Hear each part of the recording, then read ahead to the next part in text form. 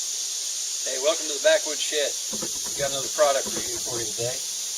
We're reviewing the Chicago Electric portable bandsaw from Harbor Freight.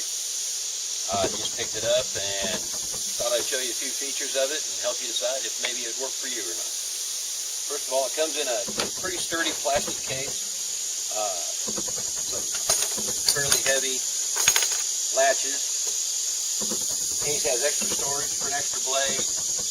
It comes with a 14 tooth per inch or 14 PPI blade with it. It says it's just recommended for wood and soft materials. Of course, the obligatory bathroom reading material. And it comes with a couple of spare brushes for the motor. I don't know if that gives me any confidence or not, but I've got them. I'm glad to have them. And it comes with a little Allen wrench and for adjusting the guide plate. The saw itself is a fairly heavy unit. I put it on my bathroom scale and it showed that it weighed 15 pounds. The trigger is a straight on-off. It is not variable speed. It has a dial to control your speed, and the guide plate is adjustable. Slides in and out. You can set it where you want it and then use the little wrench to tighten these two bolts down and hold that in place. As far as speed, get it plugged in here. It has 6 settings, numbered 1, 2, 3, 4, 5, and max. And it goes from basically tooth inspection up to amputations made easy, and it sounds like a coffee grinder when it's doing it.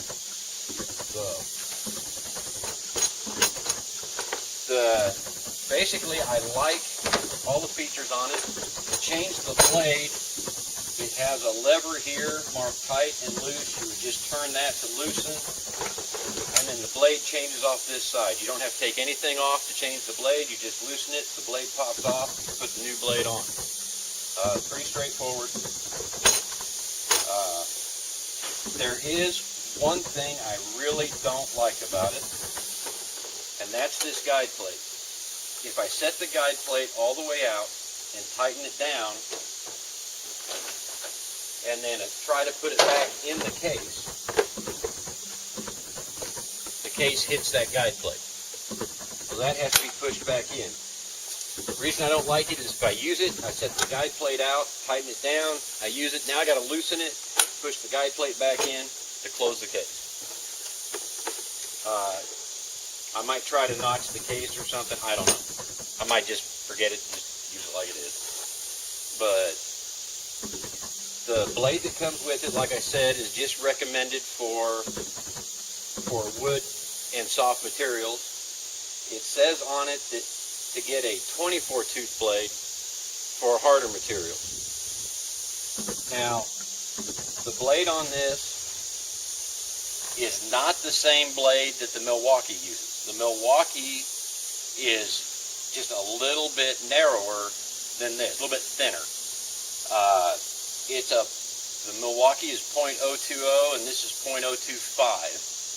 Probably doesn't make any difference. I've seen videos of people using the Milwaukee blades on this. However, in my research, I found that this uses the same blades as the Porter Cable and the Grizzly. They're the same thickness. So I just called up Grizzly and ordered a 24 tooth blade. And so I'm set to go on that. But other than that, that's pretty much all there is to it. Now, I'll give a little video of it being used, but overall I'm happy with it. If you can find the coupon, I paid $100 for it. So at that price, it doesn't even compare to anything else price-wise. So, well, thanks for watching this, and I hope it helped. Okay, this is a 14 TPI blade. I've got it set on number 4. This is just a piece of 2x4 stud.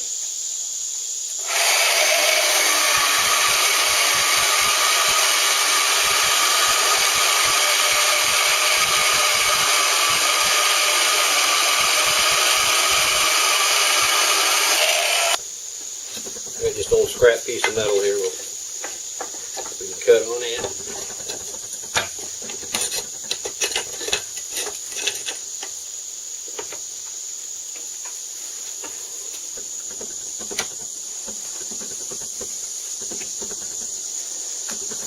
Okay, if you're not familiar, if you haven't used a portable bandsaw much, if you have a deep cut, like here I've got this whole piece I'm going to cut along here, I could start at the end and just follow the cut all the way through. The deeper you go, the more the blade has a tendency to wander. So if you can cut shallow and long, you're better off. You'll have a lot cleaner cut. Also with metal, you want to slow your blade way down to keep from building heat up on the blade.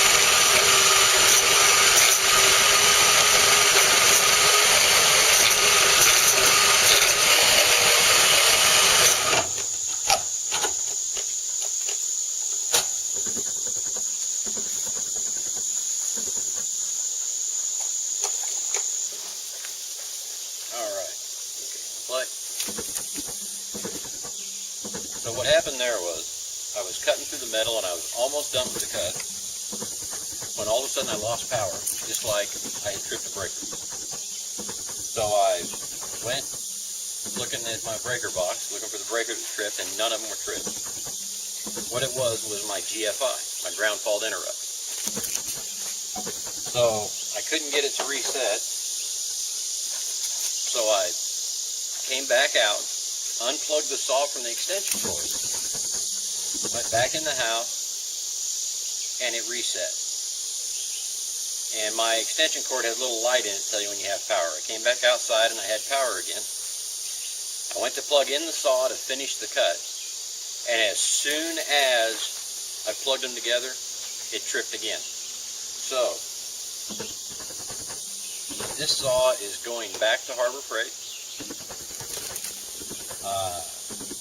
Probably going to get another one, try again, and just see what happens from there. So, it is Harbor Freight. I mean, we know what to expect when we buy there. So, we're just going to try to get a good one. But, I hope this helps you make your decision. And I hope you enjoyed the video. So, peace out. Have a good day. Yeah.